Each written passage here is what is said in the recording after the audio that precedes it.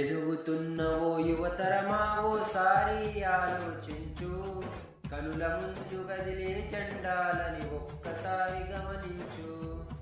ఏళ్ల కొద్ది జరిగే పరిపాలన వ్యవస్థ పరిశీలించు, రాజకీయాలకు రమ్మనే యువకుల పిడికిలెత్తి నిలదించు. అందరి హక్కేర రాజకీయం కోరెను అన్ని వర్గాల ధ్యేయం, యువత కదిలొస్తే సందేశం కోరుకున్నది మన దేశం. ఎదుగుతున్న ఓ యువతరమా ఓసారి ఆలోచించు, కనుల ముందు గదిలే చండాలని ఒక్కసారి గమనించు.